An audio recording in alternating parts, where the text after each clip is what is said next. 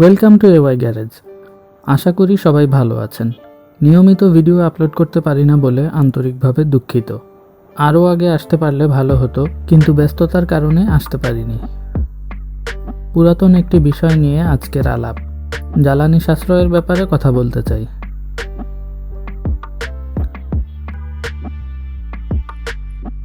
Litre প্রতি 130 টাকা খরচ করে অকটেন পুড়িয়ে বাইকের রানিং কস্ট মেনটেন করাটা খুব কষ্টের। বাইক ছাড়া আমরা চলতে পারবো না, আবার এত টাকায় তেল কেনাটাও চিন্তার বিষয়। এই জন্য তেল খরচ বাঁচানোর কিছু বুদ্ধি দিয়ে দিচ্ছি। ফুয়েল সেভ করতে কী পদক্ষেপ নেবেন সেই বিষয়ে কিছু কথা বলছি। অনেক কথা একসাথে বলতে গেলে ভিডিওটি লম্বা হয়ে যাবে, তার চাইতে ভেঙে বলাটাই শ্রেয়। আজকের পর্বে থাকছে বাইক নিয়ে বের হবার আগে আপনার করণীয় কী, আর দ্বিতীয় পর্বে থাকছে তেল সাশ্রয় করে বাইক চালানোর কিছু টেকনিক। চলুন শুরু করা যাক। আপনাদের সময় নষ্ট করব না, কিন্তু ভিডিওটি না টেনে দেখার অনুরোধ করছি। প্রথমেই আপনার বাইকটি পরিপাটি অবস্থায় রাখুন। বাইকের কিছু পার্টসে ধুলাবালু পড়তে পড়তে সেটা নষ্ট করে ফেলে, তাই প্রতিদিন অন্তত মুছে রাখার চেষ্টা করুন। ভেবে দেখুন, বাইকের শক অ্যাবজর্বার যদি খারাপ হয়ে যায় তাহলে কিন্তু আর কমফোর্টেবল রাইড কোয়ালিটি পাবেন না। সামান্য ভাঙা রাস্তায় গতি একদম কমিয়ে আনতে হবে, যেন আপনার কম ঝাঁকি লাগে। এরপর আবার গতি বাড়াতে হবে, আর ঠিক এই কারণে আপনার বাইকটি তেল বেশি খাবে। পরিষ্কার পরিচ্ছন্নতার কথায় যখন আসলাম, তখন চেইন পরিষ্কারের বিষয়ে বলতেই হয়। একটি ওয়েল মেইনটেইনড চেইন সবসময় ভালো সার্ভিস দিবে। Chain sprocket clean and lubricated থাকলে ক্ষয়রোধ হবে। অন্যথায় স্প্রকেটে সমস্যা থাকলে ইঞ্জিন থেকে উৎপন্ন শক্তি চাকা পর্যন্ত ভালোভাবে পৌঁছাবে না, কিন্তু তেল ঠিকই পড়বে। তাই চেইনের দিকে লক্ষ্য রাখুন। টায়ার প্রেশার মেনটেন করার চেষ্টা করুন।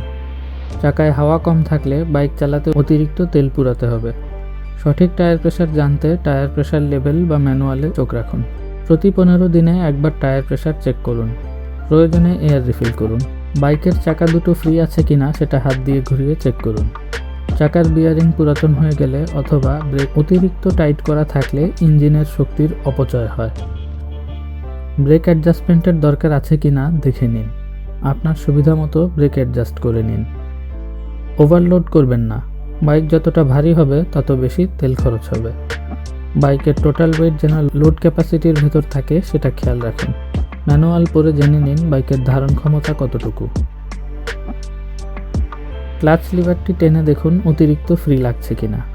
ফ্রি প্লে যদি ঠিক না থাকে তাহলে বেশি বেশি থ্রটল মোচড়াতে হবে, আর অতিরিক্ত থ্রটল মানেই অতিরিক্ত তেল খরচ। সেই সাথে ক্লাচ প্লেট ক্ষয় হবে। তাই তেল বাঁচাতে আর ক্লাচ প্লেটের আয়ু বাড়াতে ক্লাচ লিভারের ফ্রি প্লে অ্যাডজাস্ট করে নিন। এয়ার ফিল্টারে ময়লা জমে আছে কিনা সেটা দেখে নিন। প্রয়োজনে পরিষ্কার করে নিন অথবা বদল করে নিন।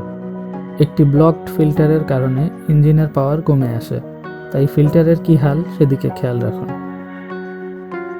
স্পার্ক প্লাগের অবস্থাটাও চেক করে নিন। প্লাগে ময়লা থাকলে প্রপার ইগনিশন হবে না, বাইকের স্টার্ট বন্ধ হয়ে আসতে চাইবে। প্লাগ খুলে খুব সহজেই সেটা পরিষ্কার করে নিতে পারবেন।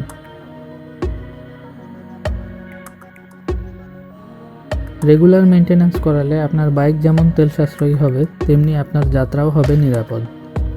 বাইক মেনটেন্যান্সের কিছু বিস্তারিত ভিডিও আমার চ্যানেলে আছে, ডেসক্রিপশন বক্সে লিংক দেওয়া আছে, সময় করে দেখে নেবেন। আজ এই পর্যন্তই। আগামী পর্বে তেল সাশ্রয় করে বাইক চালানোর টেকনিক বলে দিব। ভিডিওটি শেয়ার করার অনুরোধ রইল।